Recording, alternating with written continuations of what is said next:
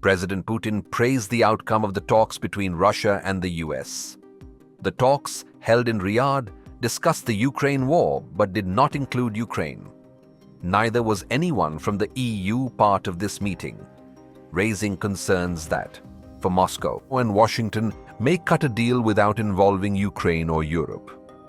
Surprisingly enough, though, the assurance that Ukraine won't be left out has come from President Putin.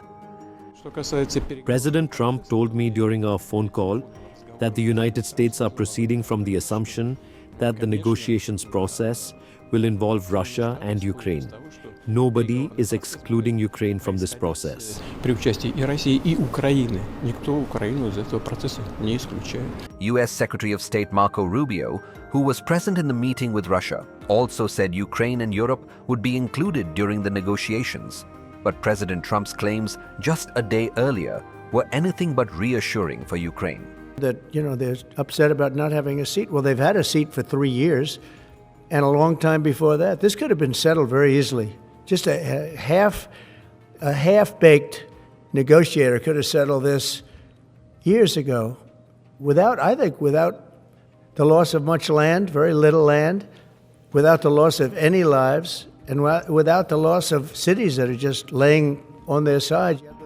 Trump's comments that Kyiv was responsible for Russia's invasion in 2022 has escalated tensions between the US and Ukraine President Zelensky. In his first comments after Trump's statement, said the US president was living in a disinformation bubble and he expected more truth from Trump and his team. So unfortunately, President Trump, who we respect a lot as a leader of the nation that we really respect, the American nation, who supported us all the time. Unfortunately, he lives in this disinformation bubble. Zelensky also said that Trump's open attack on Ukraine and his decision to hold talks with Russia was a virtual carte blanche. I would like Trump's team to have more truth. All of this definitely doesn't have a positive impact on Ukraine. They are letting Putin out of isolation, and I think Putin and Russia are really happy because they are involved in discussions, and yesterday there were signals that they are the victims.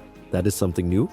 Обговорюються питання з ними, і вчора вже були сигнали з ними як жертвою. Це щось нове. But Trump hasn't stopped there. He's called Zelensky a dictator without elections who has done a terrible job. What's even more provocative, Trump has said, Zelensky better move fast or he is not going to have a country left. The back and forth comments between President Zelensky and President Trump showed just how fast things have deteriorated for Ukraine in Trump 2.0. When Russia invaded Ukraine in 2022, the Biden administration stood firmly behind Ukraine. The US used its clout not only to arm Ukraine, but also to isolate Russia on the global stage. Russia faced severe sanctions too. Trump has completely changed tack to reach out to Russia in an attempt to broker a peace deal, and the next steps include a possible in-person meeting between Trump and Putin as staunch allies call each other names, and Moscow, that was left out in the cold, returns to the main stage.